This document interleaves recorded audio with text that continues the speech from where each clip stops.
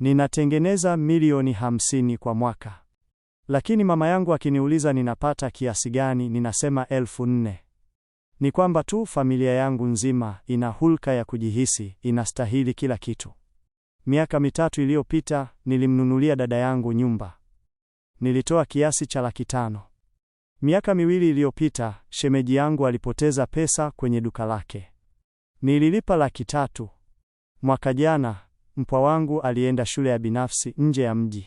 Nililipa 80,000 nyingine kwa ajili ya karo.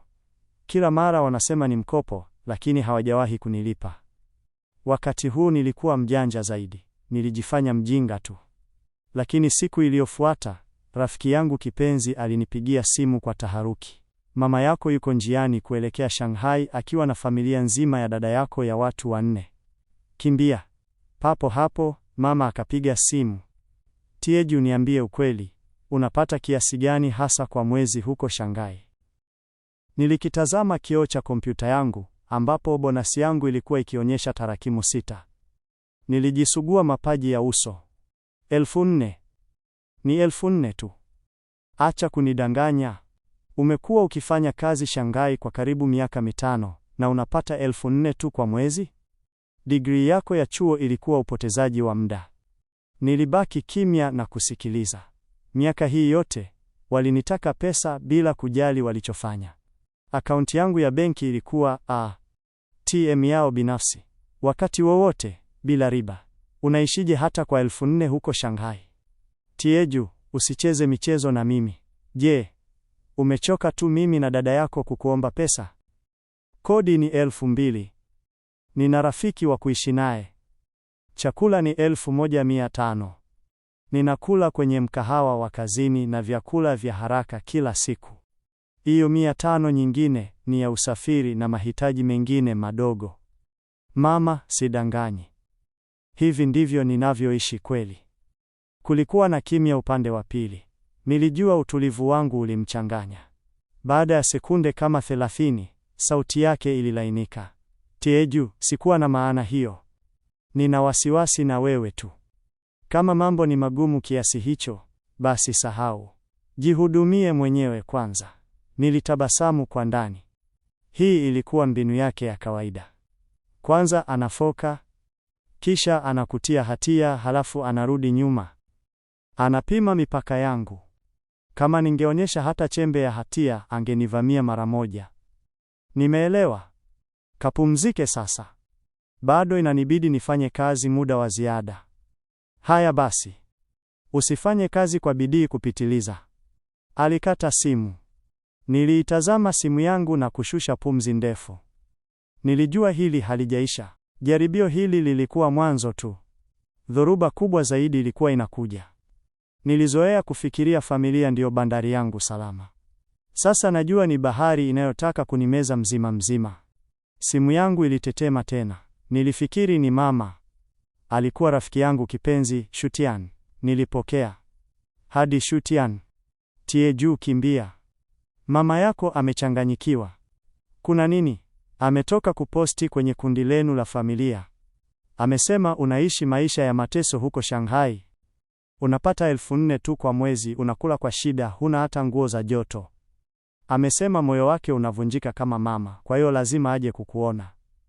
Amekata tiketi ya treni ya mwendokasi ya saa 1 asubuhi ya kesho, akimleta dada yako, shemeji yako na wapwa 2. Wote 4 wanaelekea Shanghai kukuokoa. Niliikamata simu yangu kwa nguvu mpaka viungo vya vidole vikawa vyeupe. Saa ngapi? Saa 1 asubuhi kesho. Inafika saa 7 mchana. Ondoka hapo, nenda safari. Safari ya kikazi. Badilisha namba yako. Hawakuamini. Wanakuja kukukagua. Wakigundua ukweli, Sutian hakumalizia, lakini sote tulijua. Hukuwa msaada. Ilikuwa ni raundi nyingine ya kichaa ya kuchukua kila kitu. Nilitulia kwa sekunde moja, kisha nikasema polepole kwenye simu, sikimbii, waache waje. Nitafutie chumba cha kupanga kilichochakaa na utafute mtu wa kuigiza kama rafiki yangu wa kuishi naye. Mfanye awe mkatili kadiri inavyowezekana. Kama wanafikiri mimi ni maskini, nitawaonyesha jinsi nilivyo maskini hasa. Saa 7 mchana Siku iliyofuata, simu yangu iliita. Alikuwa mama. Heri Tieju, tuko kituo cha Shanghai Hongqiao. Njoo utuchukue. Sauti yake ilikuwa ya kiamri, kama anamwamuru mfanyakazi. Niliegama kwenye taksi, nikitazama mitaa ikipita kwa kasi. Mama, niko kazini, siwezi kuondoka. Basi tutumie anwani yako, tutachukua taksi wenyewe. Nitakutumia anwani ya hoteli baada ya dakika moja. Hoteli? Kwa nini hoteli? Tumetoka mbali huku kukuona, na hutaki tulale kwako? Huna shukrani kiasi gani? Mama, ninashiriki ghorofa ya vyumba viwili. Nina chumba kimoja. Mtoto wa mwenye nyumba ana chumba kingine. Alisema hairuhusiwi wageni kabisa. Imeandikwa kwenye mkataba. Nikivunja sheria, atanifukuza. Kodi huko Shanghai ni ghali sana. Nitapata wapi kazi nyingine inayolipa 4,000? Niliwasilisha hadithi yangu niliyoitayarisha kwa utulivu, kila mstari ukiendana na umaskini niliouigiza. Nimekata chumba cha hoteli ya bei nafuu, 200 kwa usiku mmoja. Tayari nimeshalipia usiku miwili. Hiyo ni karibu nusu ya mshahara wangu wa mwezi. Mama, hicho ndicho tu naweza kufanya. Nilikata simu mara baada ya hapo, kisha nikatuma anwani ya hoteli aliyonitumia Shutian mapema. Ilikuwa hoteli ya bei nafuu ukingoni mwa kitongoji kilichochakaa, ikiwa na jina la kifahari, International Business Hotel. Kwa kweli lilikuwa tu jengo la ghorofa 6 lisilo na lifti. Niliweza picha nyuso zao watakapopashtukia. Taksi ilisimama nje ya mtaa wa zamani. Hapa ndipo mahali pangu papya, Shutian alipopata. Nililipa nauli na kuburuta sanduku lililojaa nguo kuukuu hadi nje. Harufu ya unyevu, mafuta na takataka ilinipiga. Mwanamume mmoja, mkatili aliyekuwa amevaa fulana ya mikono, tank top, alikuwa amesimama mlangoni. Wewe ndiye Tieju? Kaka Tian alinieleza kila kitu. Pandeni nami.